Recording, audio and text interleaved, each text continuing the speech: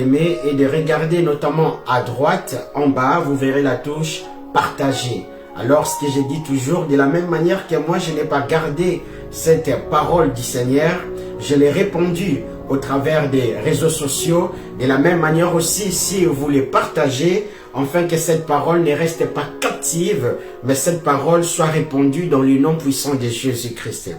Alors, comme je dis toujours, je suis sur YouTube, page Célébration Jésus-Christ. Donc, vous prenez votre téléphone, vous tapez sur Google, YouTube, ou soit si vous avez YouTube directement, il suffit juste de se rendre rapidement sur votre YouTube et vous tapez Célébration Jésus-Christ. Vous verrez nos enseignements et je suis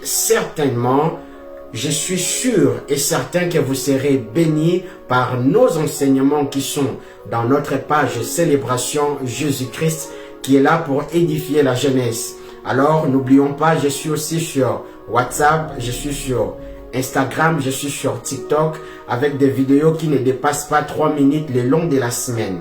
Alors, si vous êtes là, comme je dis toujours, n'oubliez surtout pas d'aimer et de partager afin que cette bonne parole soit répandue. Aujourd'hui, on va parler d'un thème, la nécessité de la lumière ou encore la nécessité de Jésus-Christ. Alors, j'aimerais la simplifier par ce sous-thème, Jésus-Christ est la lumière de ce monde. Alors, avant que je puisse m'entamer dans la deuxième séquence qui constitue à donner une petite exhortation ou un enseignement, j'aimerais quand même laisser ces bons moments par la main du Seigneur, afin que lui-même par le Saint-Esprit, lui-même par son Saint-Esprit, qu'il puisse nous conduire dans ces bons moments, dans le nom puissant de Jésus-Christ. Je peux prier. Père, je bénis ton Saint-Nom, je rends ton Saint-Nom gloire.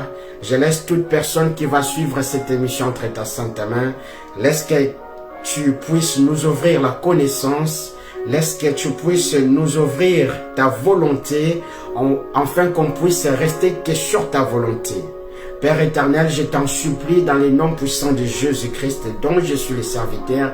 S'il y avait des gens qui étaient malades, au moment où les gens qui me suivent, s'ils étaient malades ou ils avaient des problèmes, Père éternel, que tu puisses faire quelque chose, que leurs problèmes soient résolus dans le nom puissant de Jésus-Christ, que des malades, Père éternel, qu'ils puissent recevoir la guérison instantanée dans le nom puissant de Jésus-Christ qui revient bientôt. Amen. Amen, amen. Que Dieu nous bénisse. Alors aujourd'hui, on va parler de ce thème sur Jésus-Christ qui est la lumière de ce monde. Vous savez, avant que je puisse m'entamer dans ces thèmes, j'étais au travail, il y a une histoire qui m'est venue rapidement, donc je partirai plutôt à partir de cette histoire qui va peut-être nous amener dans ce que j'aimerais nous dire. Vous savez, il était une fois un enfant qui était dans une école et cet enfant apprenait des cours. Donc nous devons savoir que cet enfant-là, que je cite pas les noms, avait des professeurs. Il avait un professeur de mathématiques, il avait un professeur de chimie, il avait un professeur de physique, il avait un professeur de géométrie, il avait un professeur de religion qui ne croyait même pas en Dieu. Cet enfant-là, cet écolier, avait beaucoup de professeurs. Et à chaque fois, lorsque la promotion terminait, ses collègues passaient toujours. Et cet enfant restait dans la même salle. Donc cet enfant, on avait l'impression que cet enfant échouait. Cet enfant restait dans la même classe. Tandis qu'on changeait de promotion, on changeait voire même des professeurs. Et les professeurs se posaient des questions. Mais il y a un problème avec cet enfant, comment? Parce qu'on donne des cours, l'enfant ne suit même pas les cours. L'enfant ne suivait même pas les cours. Les jeunes écoliers ne suivaient même pas les enseignements dans son école. Maintenant, la question nous est posée aujourd'hui. Mais pourquoi les jeunes écoliers ne suivaient pas les enseignements de ces professeurs? Parce que nous devons savoir que les professeurs, à chaque fois, il y avait une promotion qui partait, une promotion qui venait, et d'autres collègues ou soit les amis de cet écolier-là, de la même génération que lui, les écoliers montaient, les écoliers changeaient de classe. Et il y en a d'autres qui terminaient, qui avaient aussi leur diplôme. Et à chaque fois où les écoliers avaient les diplômes, donc après avoir terminé les études, Vous savez, lorsque vous avez déjà les diplômes, ça vous donne l'accès de commencer à travailler. Et les jeunes écoliers, cet enfant restait toujours dans la même classe. Donc, les gens disaient que peut-être cet enfant n'était pas intelligent. Cet enfant échouait toujours. J'aimerais qu'on puisse comprendre cette histoire que je suis en train de dire. Donc, cet enfant échouait toujours et restait dans la même salle. N'oublions pas que cet enfant avait les professeurs, pas le professeur, mais les. Donc, il avait beaucoup de professeurs. Professeurs d'électricité, professeurs de maths, professeurs de géométrie. Mais pendant que les autres partaient dans d'autres salles, pendant que d'autres avaient leur diplôme pour commencer leur vie normale, cet enfant restait toujours dans la même salle. Et c'est après un certain bon moment où des années passées, les gens ont compris que, au fait, pourquoi cet enfant ne suivait pas les enseignements. L'enfant, vous savez, lorsque les gens doivent découvrir ce qu'ils doivent faire dans la vie, il y en a qui terminent d'abord les études, ils ont les diplômes et c'est là où ils se lancent.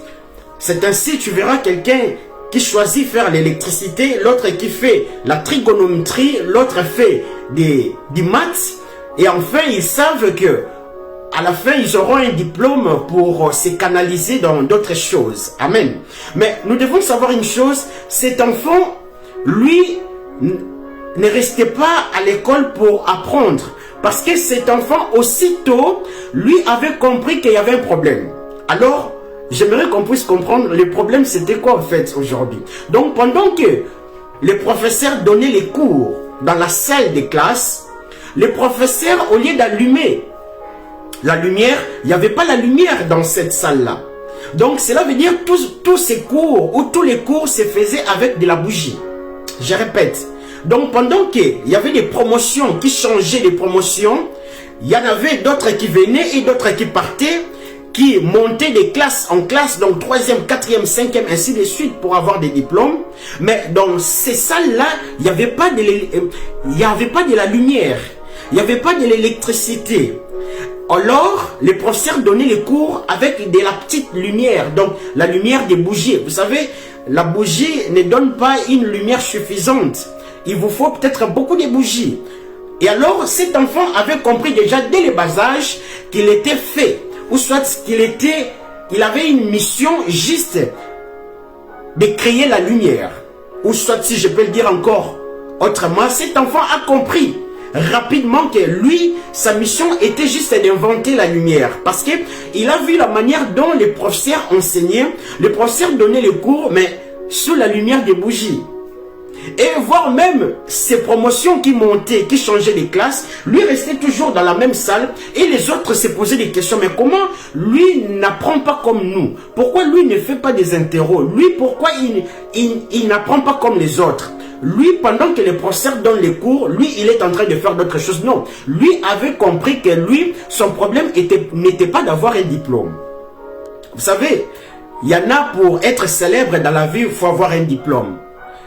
Il y en a pour être célèbre dans la vie, il faut juste inventer quelque chose. Et je pense que les vrais savants ou les grands savants que nous connaissons, la plupart n'ont pas eu les diplômes. C'est en découvrant au fait des choses et c'est là où on commence à remarquer des potentiels cachés qui étaient en eux. Donc, au fait, l'enfant a compris qu'il était fait pour créer la lumière. Et lorsqu'il s'est donné pour ne pas offusquer, pour ne pas choquer les professeurs, l'enfant venait toujours à l'école pour ne pas faire du mal aux professeurs, pour ne pas manquer du respect aux professeurs. Vous savez, dans nos coutumes africaines, vous savez, même la présence aussi est un signe de politesse. Amen. Donc l'enfant venait à l'école juste pour remplir sa présence qu'il était là. Mais pendant que les autres apprenaient les cours des professeurs, l'enfant était là, lui s'est concentré comment pourrais-je faire un jour qu'on puisse se donner la lumière normale, l'électricité normale. Imaginons que les professeurs qui te donnent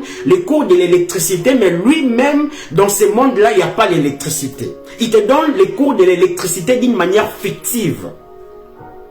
Donc cela veut dire qu'il t'apprend des choses d'une manière fictive.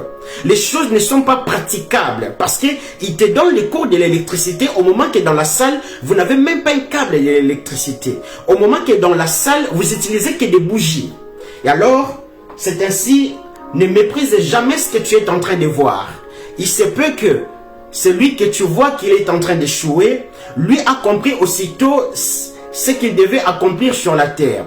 Vous savez, il y en a beaucoup qui sont partis, ils ont eu leur diplôme, ils commencent à chercher du travail, mais lorsque lui a compris qu'il était fait pour inventer la lumière, une fois, il a découvert comment faire la lumière, comment engendrer ou soit créer l'électricité, il devient célèbre, voire même plus que les gens qui ont passé devant lui et qui ont détenu des diplômes, des bacs, des masters, des doctorats. Mais lui, le fait d'inventer la lumière, le fait de créer l'électricité, il a un nom plus célèbre. Et alors, aujourd'hui, j'aimerais nous faire comprendre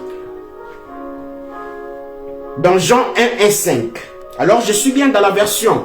J'aimerais commencer dans la version Semeur et après, j'aimerais l'entamer dans la version Parole vivante ou la version amplifiée. Donc, je suis bien dans la version Semeur. La Bible dit, Jean 1:5.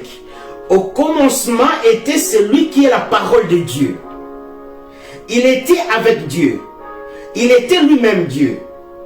Au commencement, il était avec Dieu. Dieu a tout créé par lui. Rien de ce qui a été créé n'a été créé sans lui. En lui résidait la vie. Et cette vie était la lumière des hommes. La lumière brille dans les ténèbres et les ténèbres ne l'ont pas reçue. Là, je viens de nous lire la version Semeur. J'aimerais nous lire la version amplifiée. Nous devons comprendre que la version amplifiée, comme vous entendez, donc c'est vraiment une manière approfondie de voir les Écritures. Donc je suis bien toujours dans les évangiles de Jean, du 1er chapitre, 1er verset au 5e verset. La Bible dit aux origines. Ici, la Bible n'a pas dit à l'origine. Donc, cela veut dire aux origines. Donc, cela veut dire l'ensemble des origines à l'infini. Alors, cet ensemble de ces origines, avant que rien n'existe, le Fils, qui est l'expression de Dieu, était là. Il était face à face avec Dieu. Étant lui-même Dieu, de toute l'éternité, donc, il était là, face à face avec Dieu. Tout ce qui a été créé par lui, absolument rien n'a pris naissance sans lui. Je vais le montrer. La vie résidait en lui. Cette vie est la lumière de tous les genres humains. La lumière rayonne vers les ténèbres, mais les ténèbres ne l'ont pas acceptée. J'aimerais nous dire une chose. Lorsque la Bible dit que la lumière, lorsque la Bible dit la vie résidait en lui, cette vie était la lumière de tout genre humain. Ça nous renvoie dans Genèse 1:3. Lorsque vous lisez dans Genèse 1:3, vous allez remarquer dans Genèse 1, du premier verset jusqu'au deuxième verset, Dieu crée. Mais il crée quelque chose qui est chaotique. Il crée quelque chose qui est vide, tohu-bohi. Il crée quelque chose qui n'a pas de sens, comme la Bible dit. Au commencement, lorsque Dieu commença à créer le ciel et la terre, tout était vide. Donc ça veut dire, lorsque Dieu a commencé à créer, tout était vide. Mais il fallait que tout ce que Dieu créait puisse prendre sens. Il fallait que tout ce que Dieu est en train de créer puisse avoir une vie parfaite. Amen. Et là, on comprend dans Genèse 1:3, il y a eu le Père, il y a eu l'Esprit de Dieu. Il fallait que maintenant, la parole puisse sortir. Or, la parole ne sort pas comme la parole. Je répète, dans Genèse 1:3, au lieu que la parole puisse sortir, la Bible, Dieu dit que la lumière soit et la lumière fit. Je dis toujours, on a l'impression d'entendre que la lumière soit et la lumière fut. Mais nous comprenons que la lumière soit et la lumière fut se trouve dans la parole. Car si Dieu n'avait pas parlé, le Saint-Esprit n'allait pas capter tout ce que Dieu va sortir afin de le matérialiser. Donc nous comprenons lorsque Dieu dit dans sa parole, la vie résidait en lui, cette vie était la lumière de tout genre humain. La lumière rayonne vers les ténèbres, mais les ténèbres ne l'ont pas reçue. Donc nous comprenons que lorsque Dieu a dit que la lumière soit, donc cela veut dire la parole qui sort de la bouche de Dieu. Et lorsque Christ est en train de répondre à Satan, l'homme ne vivra pas seulement du pain, mais l'homme vivra de toutes les paroles qui sortent de la bouche de Dieu. Christ est en train de dire à Satan, l'homme ne vivra pas seulement du pain éphémère, mais l'homme vivra de toute parole qui est moi, Christ, qui sort de la bouche de Dieu, qui nous fait parallèle dans Genèse 1, 3. Amen. Donc dans Genèse 1, 3, nous devons savoir que le premier mot que Dieu avait sorti n'était pas encore que la lumière soit. Le premier mot qui contient que la lumière soit, c'est la parole, qui est Christ. Donc lorsque Dieu a décidé de dire que la lumière soit, c'est là où Christ commence maintenant à matérialiser, car c'est lui qui est la nourriture qui sort de la bouche de Dieu, qui est la parole, qui est le pain du ciel. Amen. Donc nous comprenons maintenant, lorsque Dieu dit au commencement était la parole, donc nous comprenons que c'est la lumière qui entre en fait dans la parole. Or la parole existait avant le commencement. La Bible nous le montre clair. Lorsque vous regardez Genèse d'une manière chronologique, physique, vous avez l'impression, ou c'est normal aussi lorsque vous regardez Genèse, lorsque Dieu commence à créer. Alors lorsque vous prenez Genèse, on voit la création, l'histoire de l'humanité. Mais n'oublions pas, dans Jean 1.1, on ne nous parle pas de l'histoire de l'humanité. Dans Jean 1.1, on nous parle de l'histoire qui est même pas dans les temps. Parce que dans Genèse 1.1, on nous parle de l'histoire qui est dans les temps. Lorsque Dieu commença à créer. Mais dans Genèse 1.1, on dit, avant que Dieu puisse commencer à créer, la parole existait. C'est ainsi, vous allez entendre dans plusieurs versions, on dit au commencement était le verbe. Donc le verbe qui nous rapproche à la parole, qui doit être conjugal, indicatif, présent. Que la lumière soit, et la lumière fut, et c'est là où ça commence à matérialiser les choses. Mais ici, nous devons comprendre une chose, la lumière rayonne vers les ténèbres, mais les ténèbres ne l'ont pas accepté. Aujourd'hui, on va voir les conséquences lorsque la lumière rayonne dans les ténèbres et les ténèbres ne l'acceptent pas. Amen. La Bible dit, la lumière rayonne vers les ténèbres. Ici, nous devons comprendre ce langage. Le mot ténèbres ici, on n'est pas en train de nous dire que Jésus-Christ est descendu, il est venu, il est entré dans le monde des sorciers ou des magiciens. Non, non, non. Nous devons comprendre les ténèbres. Ici, le mot ténèbres, ça nous rapproche aussi de la connaissance obscure. Donc, les gens qui sont conduits par leur propre intelligence. Les gens qui pensent que Dieu n'existe pas. Je dis toujours, il te faut une grande foi pour croire que Dieu n'existe pas. Je répète, il te faut une grande foi pour croire que Dieu n'existe pas. Donc, les gens qui ont détourné la foi. Aujourd'hui, la lumière, au lieu d'habiter dans l'église, qui est les enfants de Dieu, qui est l'épouse du Christ, la lumière n'y est plus. Vous savez, j'aimerais nous dire une chose. Matthieu 5,14. J'aimerais nous le prendre dans la version amplifiée, parole vivante, ou Alfred Cohen. Matthieu 5,14. L'évangile de Matthieu 5e verset au 14e verset. La Bible dit, vous êtes la lumière de ce monde. Quand une ville est construite au sommet d'une colline, elle ne saurait échapper au regard. Je dis ceci. Les gens qui parlent des hôtels, les gens qui parlent des hôtels, il faut aller mettre l'argent dans l'hôtel. Mon frère, ma soeur, il faut bien lire la Bible. Il ne faut pas prendre la Bible, le lire à l'envers plutôt. Il ne faut pas aussi laisser quelqu'un prendre la Bible à ta place et commencer à t'interpréter la Bible. Non, non, non, non, non, non. Mon frère, ma soeur, il faut être un chrétien cultivé. Donc cela veut dire des choses qu'on te dit, tu dois aller les vérifier. Est-ce qu'on m'a dit des choses vraies? J'aimerais nous dire une chose. La Bible dit, vous êtes la lumière de ce monde. Quand une ville est construite au sommet d'une colline, elle ne saura échapper au regard. Donc nous comprenons ici que pour qu'un homme puisse être la lumière, il faut que celui qui était d'abord la lumière puisse descendre sur la terre. Alors nous comprenons que le plus grand hôtel de tous les temps, où les gens aujourd'hui commencent à nous parler des hôtels, il faut aller mettre l'argent, il faut prier. Là, ce sont des pratiques de Dieu avec 2 minuscules. Ce n'est pas notre Dieu que nous servons. Le plus grand hôtel de tous les temps, mes frères et sœurs, qui dépasse tous les autels de l'Ancien Testament, c'est la croix de Jésus-Christ, la croix de Golgotha. Ça, c'est le... Dieu a dit dans sa parole, dans l'Hébreu 10, au 8e verset, « Tu n'as voulu ni sacrifice ni holocauste. Tu m'as formé un corps. » Donc cela veut dire, tous les autels qu'on parlait là, Dieu en avait marre. À un moment donné, il a mis Jean 3,16. Dieu a tant aimé le monde qu'il a donné son Fils unique, afin que quiconque croit en lui ne périsse point, mais qu'il ait la vie éternelle. Et c'est ainsi qu'il a envoyé maintenant son Fils. Son Fils devait être sur l'autel.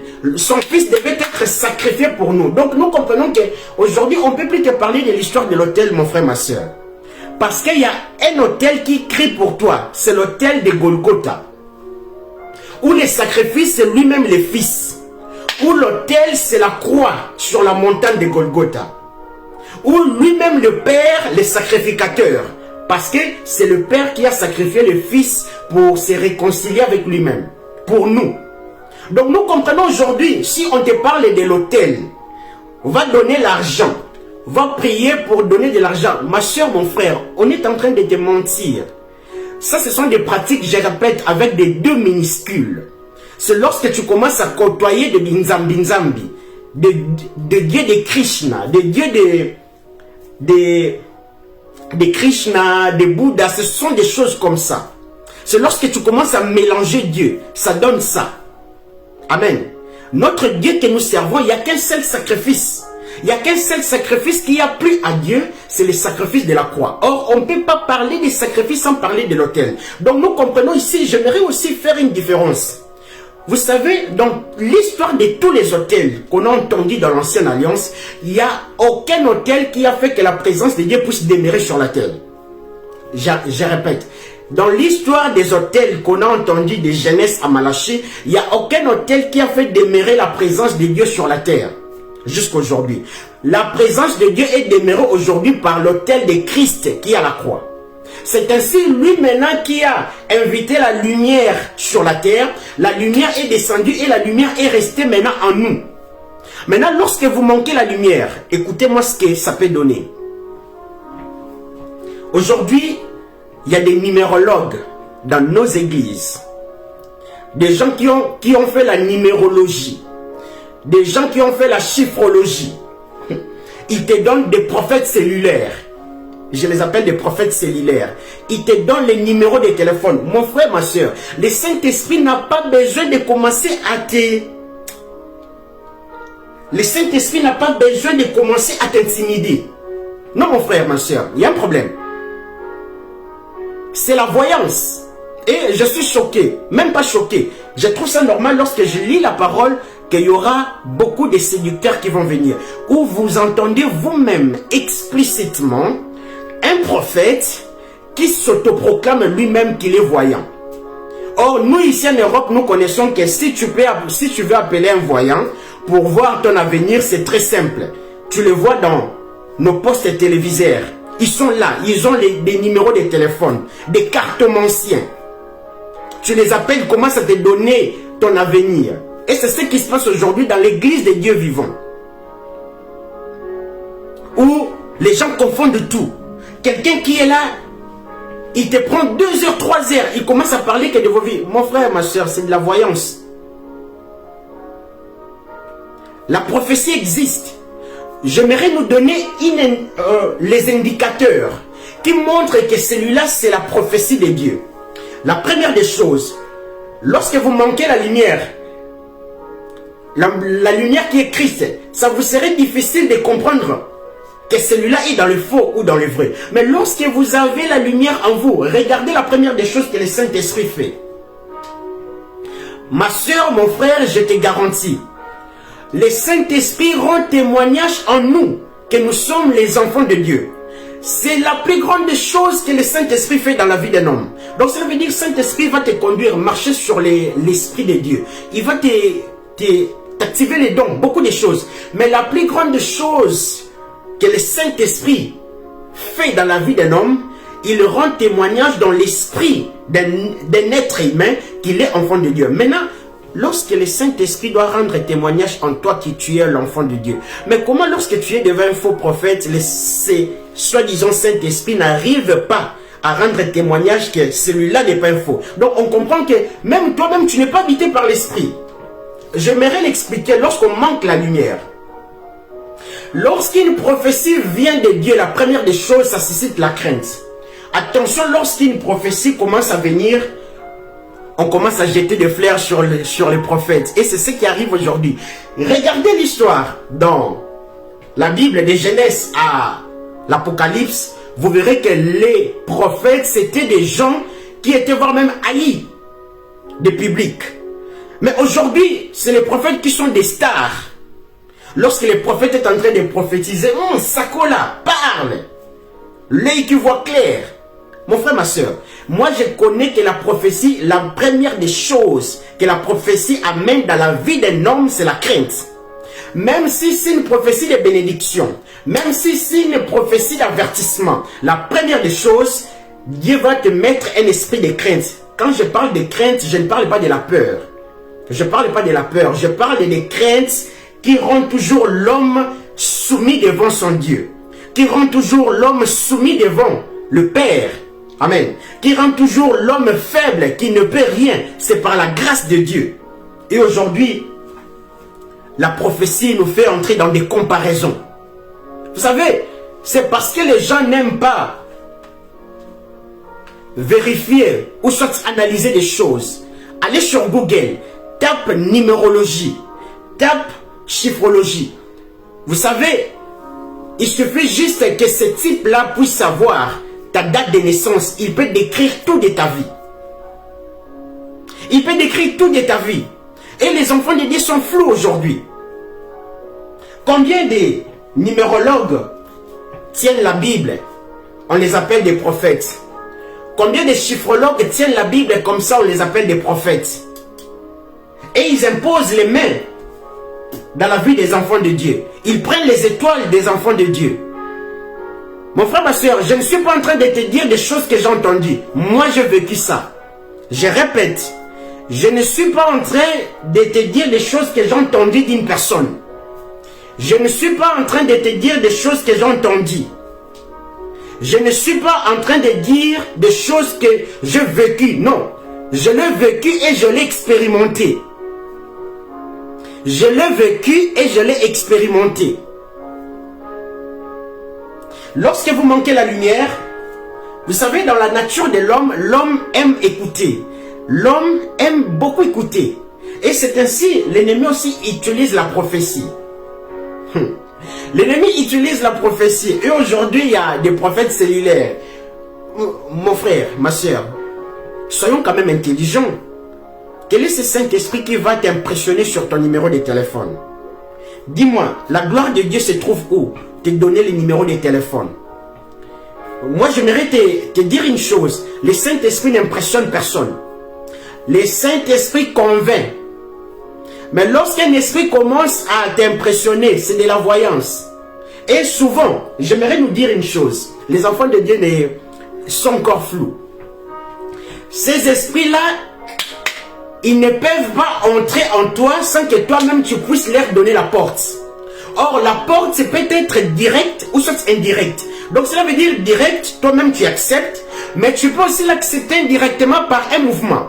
Mouvement soit corporel ou soit par une acceptation de ce qu'il dit, et c'est ainsi que tu lui donnes une porte d'entrer dans ton âme, dans ton esprit et de voir. Je répète, lorsque un faux prophète débarque devant vous, je suis en train de voir un nom avec K, c'est qui? Tu te mets là, mais mon frère, ma soeur, toi-même tu viens d'accepter. Tu as quelqu'un dans ta famille avec le nom de Li. Mon frère, ma soeur, c'est quel type d'évangile? Lis un peu ta Bible, la Bible est simple. Si ça peut te compliquer, moi je te conseille de commencer d'abord par les actes des apôtres. Tu vas voir comment les apôtres de Jésus-Christ ont opéré, tu vas voir une grande différence avec tout ce que tu es en train de voir. Aujourd'hui, on est en train d'enseigner le voyage astral. Un jour, pendant que j'étais en sommeil, j'ai vu soi-disant un serviteur de Dieu, mais il ne l'est même pas. Et il me dit, Dieu t'appelle. Dieu veut que tu puisses effectuer le voyage astral. Je le regarde, j'ai compris que celui-là, c'est un serviteur de Mammon. Vous comprenez? Et c'est lorsque vous manquez le discernement, vous acceptez tout, n'importe quoi. Les enfants de Dieu. Aujourd'hui, un prophète commence à te donner les numéros de téléphone. Mon frère, ma soeur. Les enfants de Dieu oublient que l'astrologie, les gens qui utilisent l'astrologie, ils savent tout voir. Et aujourd'hui, ils prennent des Bibles, on les appelle des prophètes. Des cartomanciens, des gens qui utilisent des cartes. Aujourd'hui, ils sont dans nos églises, ils tiennent des Bibles. Ils tiennent des Bibles. La première des choses que tu vas regarder, que celui-là, ce n'est pas un prophète. Très simple, ma soeur. Regarde lorsqu'il te parle de la parole de Dieu. Vous savez, la parole de Dieu ne parle ni d'un pasteur. La parole de Dieu ne parle ni d'un apôtre. La parole de Dieu parle du médiateur, du Christ. Parce que la parole de Dieu, c'est lui-même Christ. Et la Bible doit être christocentrique. Et lorsque tu commences à voir un soi-disant prophète commence à t'amener dans un discours à ta faveur et en sa faveur, il y a un problème, ma soeur. Christ vous a libéré. C'est le contraire aujourd'hui. Au lieu que les eunuques puissent nous retenir dans cette liberté, c'est les eunuques qui mettent maintenant les enfants de Dieu dans les cachots. Ma prière est que nos yeux puissent s'ouvrir, que nous puissions comprendre cette réalité. Aujourd'hui, les gens sont prêts à aller donner de l'argent. Les gens sont prêts à aller faire n'importe quoi. Les gens sont prêts à imiter des rituels qui sont dans Genèse jusqu'à Malachie, qui est juste l'Ancien Testament ou les Tanakh. C'est biblique, mais oui, c'est biblique. Il y a des choses qui sont bibliques, il y a des choses qui nous concernent et que nous les chrétiens.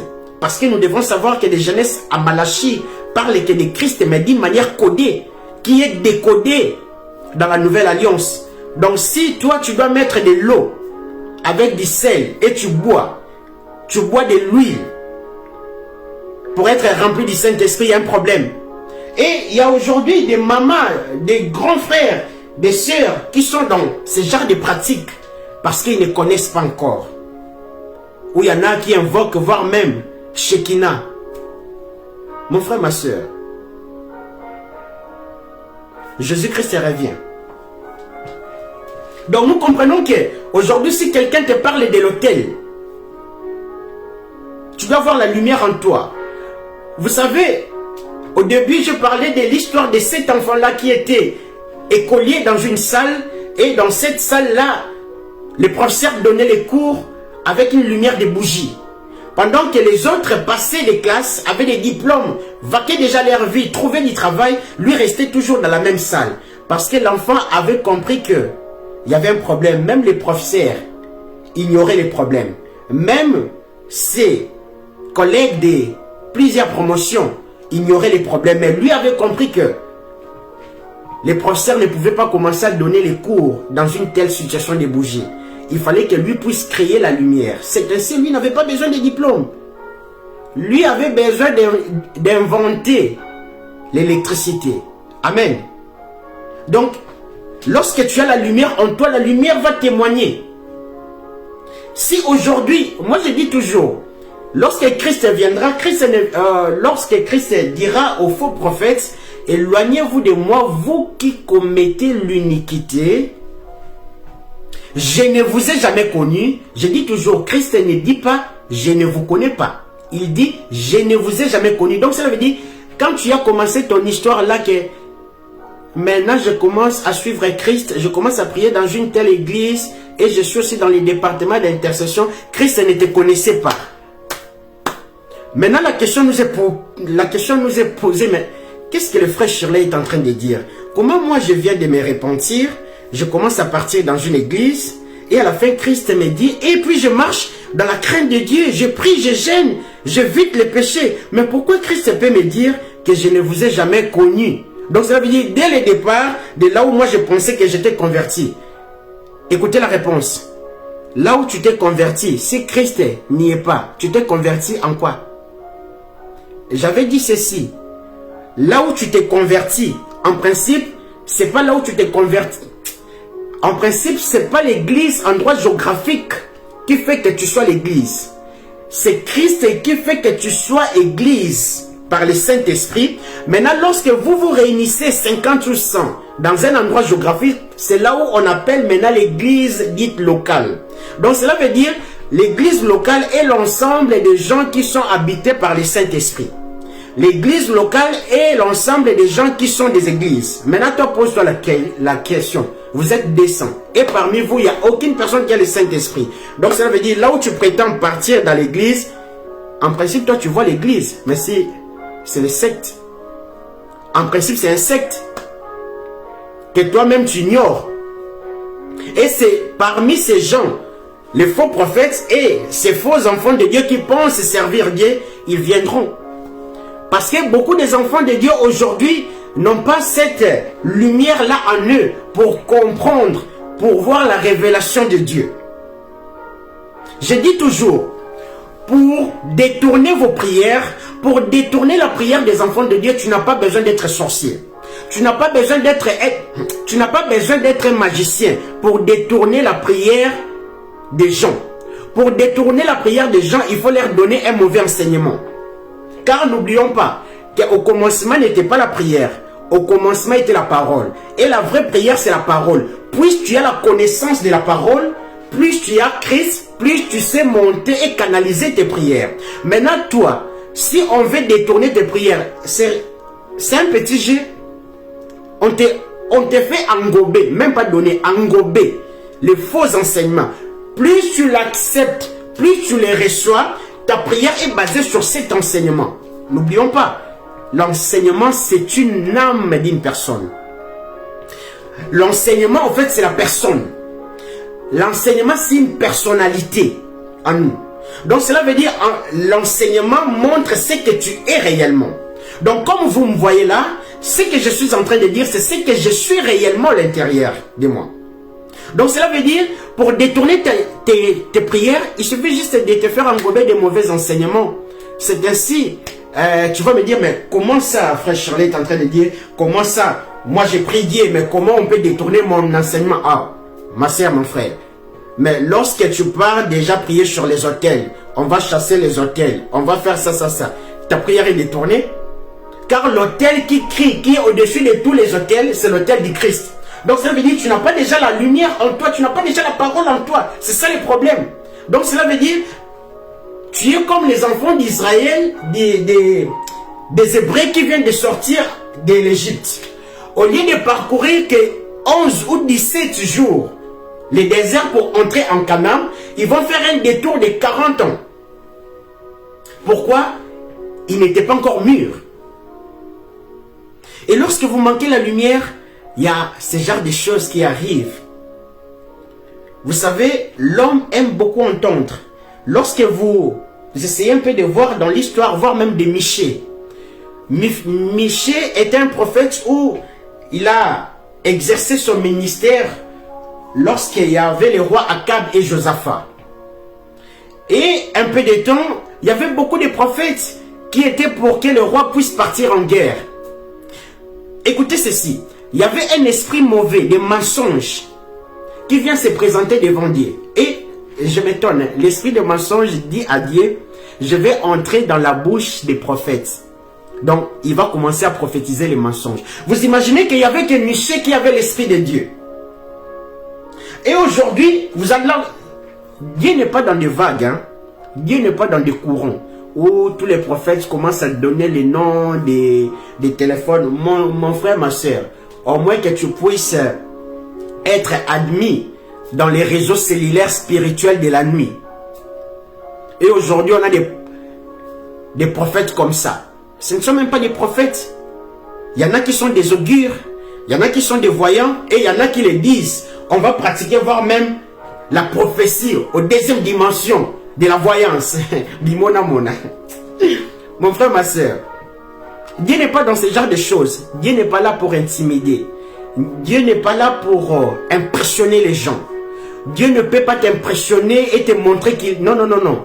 Parce que lorsque Dieu dit, il y a l'Esprit de Dieu qui est en toi, qui justifie, qui accepte ce que Dieu dit en toi. Ce que Dieu dit, l'Esprit de Dieu en toi te convainc. Et lorsque un prophète se présente devant toi pour te convaincre, il doit te donner ta date de naissance. Je peux déjà te dire, comme j'avais dit au départ, il suffit juste d'avoir ta date de naissance, c'est déjà une porte. Il sait avoir ton aura, il sait avoir tout de toi. Il sait avoir ton avenir approximativement. Parce qu'il tient la Bible et tu l'appelles prophète. Frères et sœurs, cherchons la lumière, cherchons Christ. Quittons des futilités. Homme aime toujours entendre. Vous savez, je dis toujours, la connaissance que Satan avait transmise à Ève est aussi une connaissance. Lorsque Satan a dit par les serpents, il a dit à Ève, non, si vous mangez ces fruits, Dieu savait. Donc cela veut dire, Satan justifie ce que Dieu dit, il dit vrai. Mais il vous a caché, non, non, c'est aussi une connaissance. Mais c'était une connaissance qui a engendré la mort. Aujourd'hui, on les voit dans les corps adamiques. Donc cela veut dire, toute connaissance n'est pas à prendre. Et aujourd'hui, il y a beaucoup des enfants de Dieu ignorants, ignorantes. Ils veulent, soi-disant, avoir la grâce de l'autre. Et puis mon frère, ma soeur, on ne doit pas te proposer ce genre de choses. Et je chute par là. Tu dois savoir déjà une chose, que tu es la lumière. Satan ne te proposera jamais la chose que tu n'as pas. On a compris? Satan ne te propose... Sache-le bien. Si tu n'arrives pas déjà à comprendre ce que tu as, aujourd'hui je t'aide. Si tu n'arrives pas à comprendre ce que tu as, regarde ce que Satan te propose. Maintenant, ce que Satan te propose, toi tu l'as déjà, mais en exposant peut-être des milliards. Je m'explique. Je n'aimerais pas dire des choses parce que je pense, c'est biblique. Lorsque Satan est venu dans le désert, il a tenté Christ. Il lui a dit quoi? Prends la pierre, transforme-les en pain. Mais pourquoi pas il n'a pas dit de transformer la pierre en quelque chose d'autre? Il n'y a pas seulement le pain à manger, il y a beaucoup de choses à manger. Il y a beaucoup de choses qu'on peut manger. Mais il a parlé seulement des pains. Parce qu'il savait qu'il était devant le pain qui vient du ciel. Donc il présente le pain qui est éphémère devant le pain qui est du ciel. Mon frère, ma soeur, lorsque Satan te propose quelque chose, c'est déjà une occasion de voir ce que tu as déjà. Parce que lui, c'est l'intérêt. Donc il ne peut pas te proposer quelque chose que tu n'as pas. Lui ne donne rien. Lui va seulement activer ce que tu as. Et s'il te donne quelque chose, tu dois savoir qu'il a pris ça chez quelqu'un d'autre. Que Dieu nous bénisse. C'était votre humble frère, Shirley Lutete de Souza. Il suffit juste de se rendre sur YouTube. Vous tapez Célébration, espace, Jésus, avec trait d'union, Christ, à la fin, donc Célébration Jésus-Christ. Il y a beaucoup des enseignements là-bas. Ça va nous ouvrir les yeux. Ça va nous aider, nous consoler, nous faire affermir aussi dans la foi. Que Dieu nous bénisse. Je suis également sur WhatsApp, TikTok, Instagram avec des vidéos de moins de 3 minutes le long de la semaine en vue de l'édification du corps du Christ. Et je suis notamment ici aussi sur Facebook. Aujourd'hui, vous me verrez aussi jeudi ou vendredi et je suis également samedi, dimanche. Et n'oubliez surtout pas de prier pour moi. Et ma prière est que tu puisses être la lumière de ce monde. La lumière de ce monde, comme la Bible dit, tu ne peux pas être ou rester caché. La lumière du monde a les témoignages de la lumière qui est Christ. Donc cela veut dire, le fait que tu aies déjà la lumière, c'est parce que ton grand frère, notre grand frère qui est Jésus-Christ, était ou est déjà la lumière, c'est lui qui nous a transmis sa lumière. Et lorsqu'il y a une connaissance obscure, ou une connaissance négative, ou une connaissance sombre qui arrive devant nous, avec la lumière qu'on a, on sait les détecter et on sait les réprimander. Et c'est ça mon but, que Dieu nous bénisse. Si Jésus-Christ ne revient pas, à nous revoir encore jeudi ou vendredi. N'oubliez pas d'aimer les partager de la même manière que je n'ai pas gardé ce genre de choses. Je les partage avec vous. Vous aussi faites de même, de partager avec vos entourages, pour que cette parole ne soit pas captive, mais cette parole soit répandue dans le nom puissant de Jésus-Christ. Père, je bénis ton Saint-Nom. Je rends ton Saint-Nom gloire et grâce. Père, c'est toi qui délivres. Laisse que tu puisses nous délivrer de l'ignorance. Laisse que tu puisses nous délivrer de l'ignorance. Délivre-nous de l'ignorance. Délivre-nous de toutes choses, des œuvres mortes. Délivre-nous de toute œuvre morte. Délivre-nous de toute œuvre morte qui ne te glorifie pas dans le nom puissant de Jésus-Christ. Libère ton peuple. Libère ton peuple, Seigneur Jésus-Christ. Que ta grâce soit dans leur vie. Et que toute personne qui était malade maintenant, qu'il reçoive sa guérison dans le nom puissant de Jésus-Christ dont je suis le serviteur. Dans le nom puissant de Jésus-Christ. Nous te bénissons. Merci pour cet après-midi. Sois avec nous. Continue avec nous. Et si tu ne reviens pas, Jésus-Christ, à nous revoir vendredi avec mes frères. Dans le nom puissant de Jésus-Christ qui revient bientôt. Amen. Amen, amen. Que Dieu nous bénisse.